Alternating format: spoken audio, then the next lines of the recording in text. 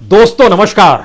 अर्थव्यवस्था का ऐसा खांचा इससे पहले किसी भी प्रधानमंत्री ने क्यों नहीं खींचा जो मौजूदा प्रधानमंत्री नरेंद्र मोदी ने 2014 के बाद खींच दिया।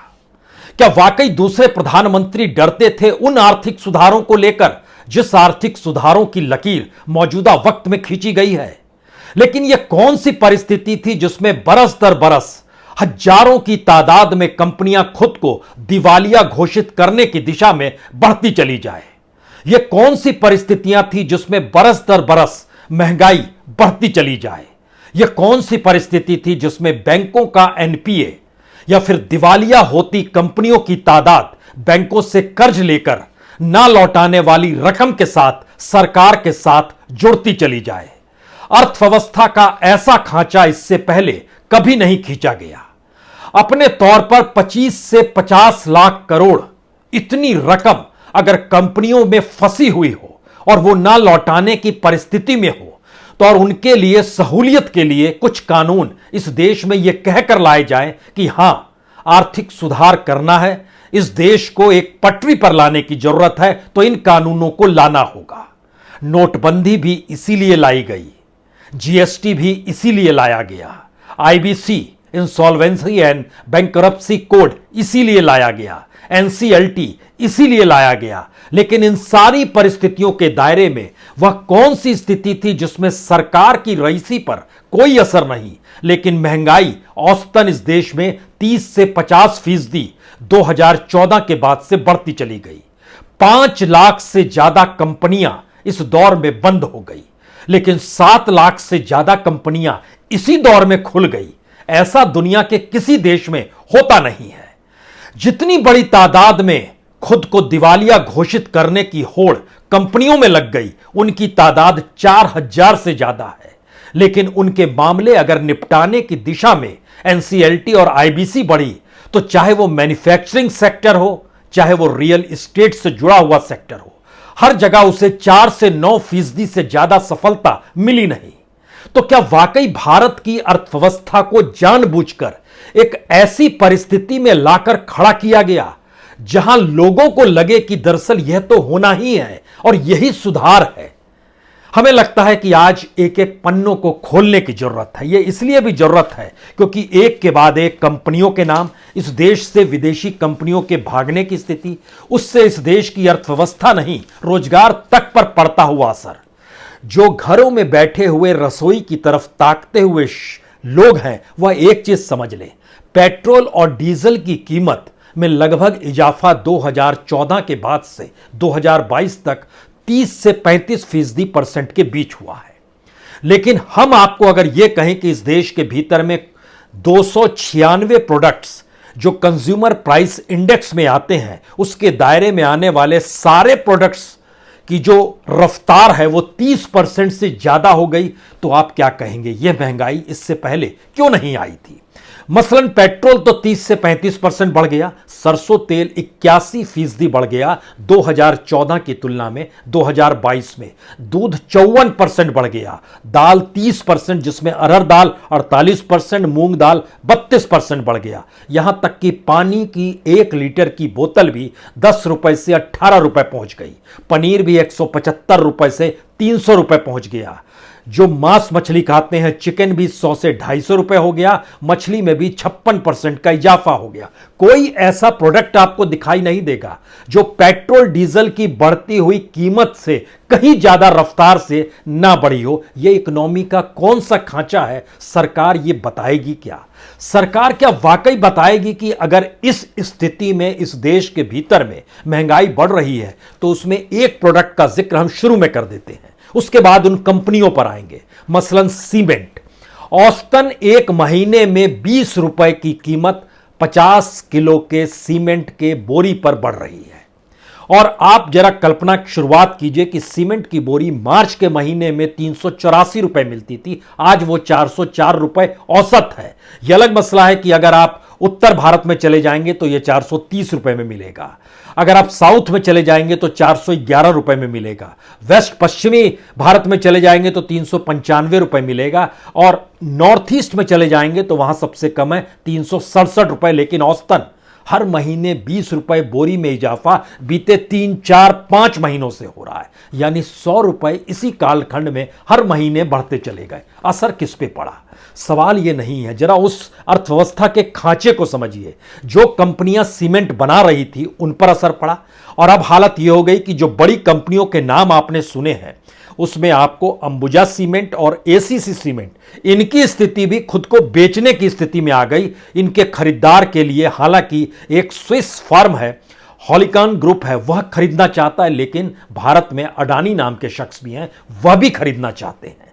और मार्केट कैप अडानी के सीमेंट का जो है इस वक्त लगभग 2,63,000 करोड़ का है, रेवेन्यू तकरीबन 13,500 करोड़ का है, और नेट प्रॉफिट 368 करोड़ रुपए का है। लेकिन यह सीमेंट के हाथ में भी, यानी जिन क्षेत्रों में चीजें कमजोर होती चली जाए, जो पैसे वाली स्थिति होती है जिनके साथ और जो सरकार के साथ होते हैं, उनको वो ट्रांसफर कर दिया जाता है।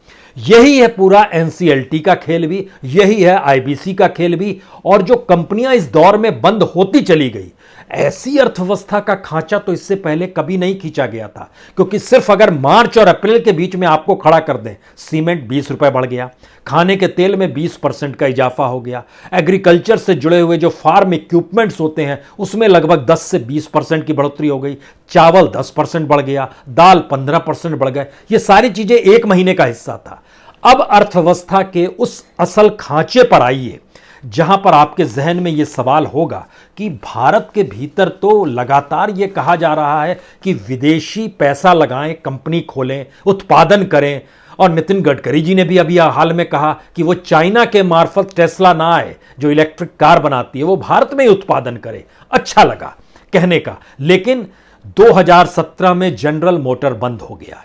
4,000 कर्मचारी जो सीधे जुड़े थे बेरोजगार हो गए। अमेरिका की कंपनी थी और इसकी जो फैक्ट्री चल रही थी वो तलेगांव महाराष्ट्र में और हलोल गुजरात के इलाके में कंपनी बंद हो गई।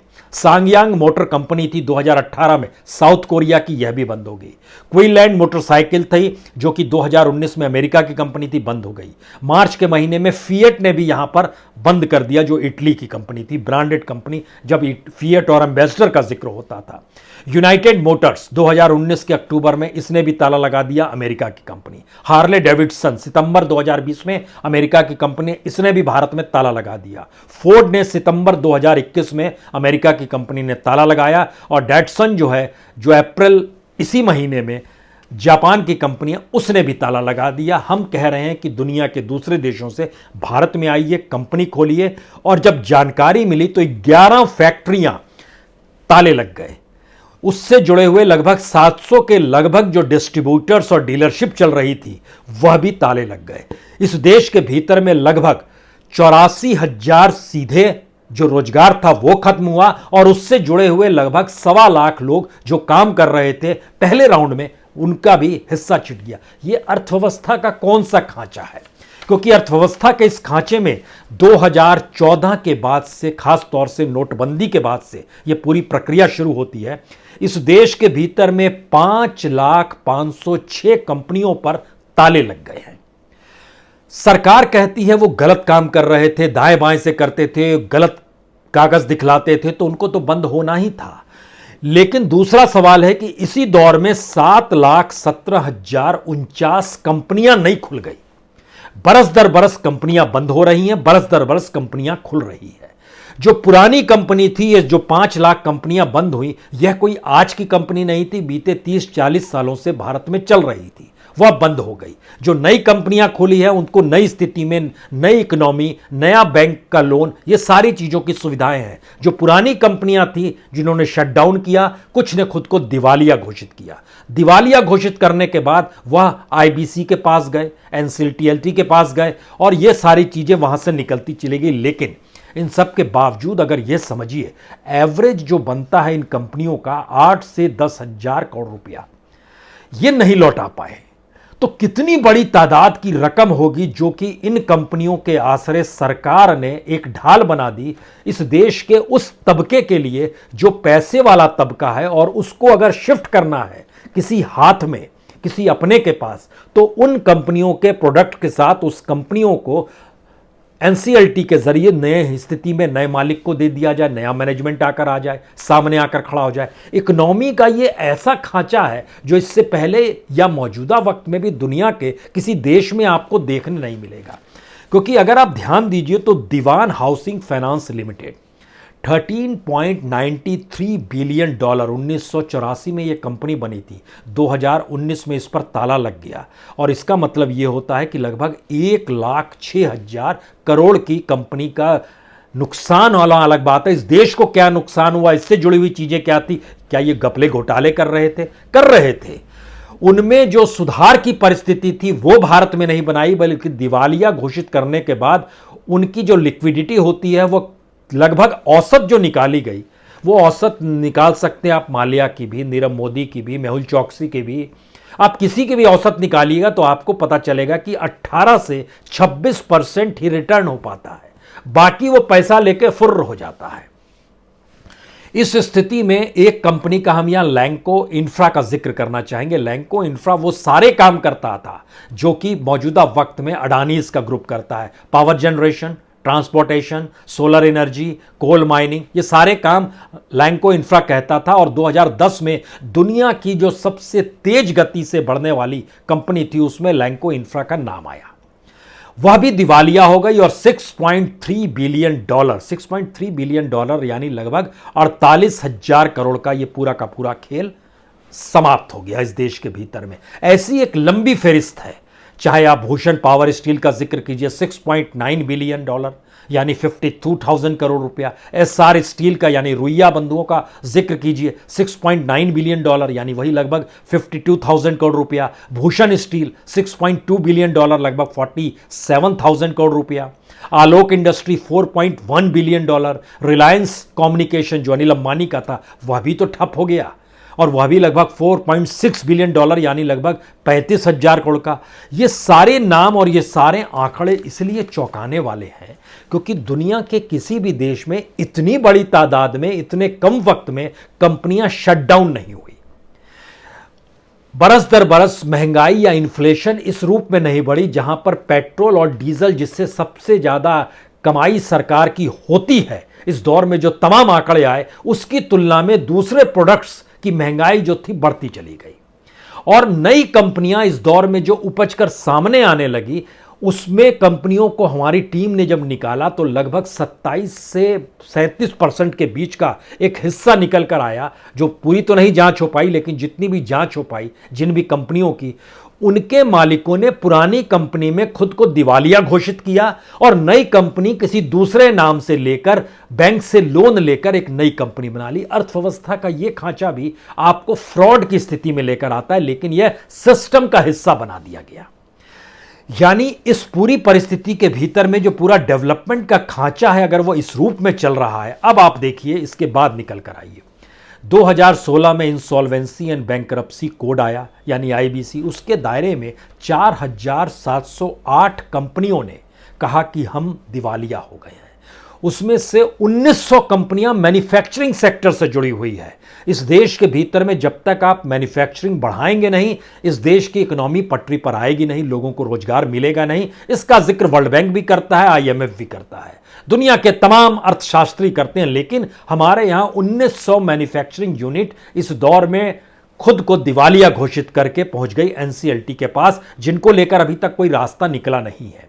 जो रियल एस्टेट से जुड़ी हुई चीजें थी वह भी एनसीएलटी के पास 950 पहुंची।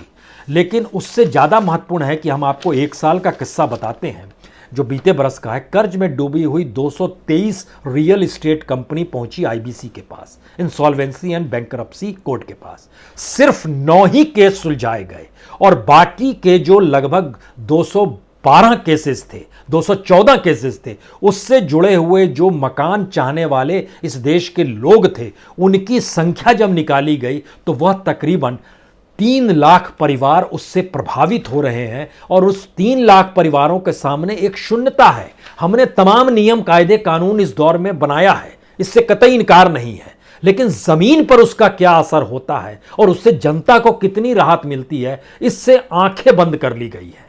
आंखें बंद करना ना कहिए, बल्कि एक इकोनॉमिक खांचा ही ऐसा बना दिया गया जिसमें सारी चीजें उलझ कर रह जाएं और एक इकोनॉमी ध्वस्त हो, उसके पैरेलल में एक दूसरी इकोनॉमी खड़ी हो, कुछ लोग उसमें से निकलकर इस नए दायरे में शामिल हो जाएं और सरकार के साथ खड़े हो जाएं, और बाकी जो रकम है वो सरकार इस देश के टैक्स पेयर के पैसे के साथ बैंकों के जो बुक है उसको ठीक करने के लिए रिटर्न ऑफ करना शुरू कर देगी। यानी एनपीए आपको कभी भी बढ़ेगा जरूर बैंकों के डाटा में, लेकिन कागज पे आपको दिखाई ना दे, इसकी व्यवस्था इस नए अर्थव्यवस्था के खांचे में बाखूबी की गई। अब अगला सवाल यह है कि जो आखिरी सवाल निकल कर आता है, क्या सरकार अगर इस रूप में लगातार काम कर रही है तो इसका असर कहां तक जाएगा, कैसे जाएगा?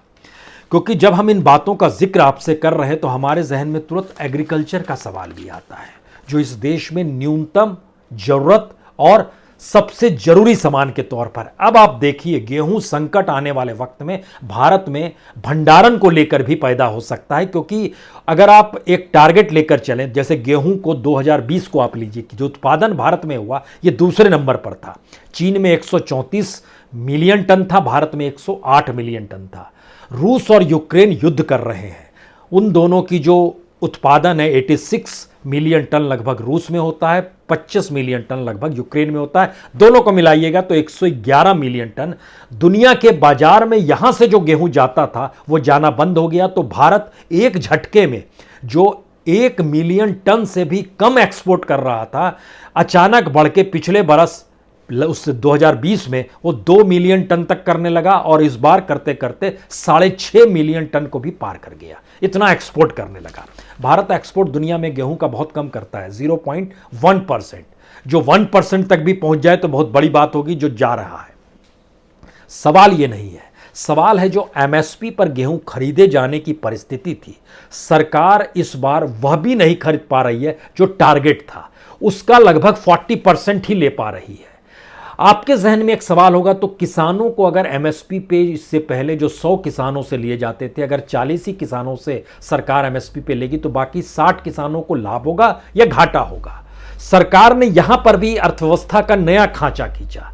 जो किसान गेहूं उसके दरवाजे पर है, वहां पर व्यापारी पहुंचे, उसको वो ले और दुनिया के बाजार में उसको एक्सपोर्ट कर दे, क्योंकि सबको ही एक्सपोर्ट नहीं कर सकते हैं, लाइसेंस होना चाहिए। तो जिनके पास लाइसेंस है वो जाएं और एक्सपोर्ट कर दें। यानी यहां पर भी व्यापारियों का लाभ है जो उस वर्ल्ड मार्केट से जुड़ा हुआ है, और हमारे यहां का गेहूं का लाभ किसानों को नहीं हो पा रहा है, जो कि इस दौर में 10 से 20% सिर्फ इसी साल के दौर में हम आपसे जिक्र कर रहे हैं, जनवरी के बाद से जो फर्म से जुड़े हुए इक्विपमेंट्स थे उनमें बढ़ोतरी हो गई, महंगाई 10 से 20% तक बढ़ गई।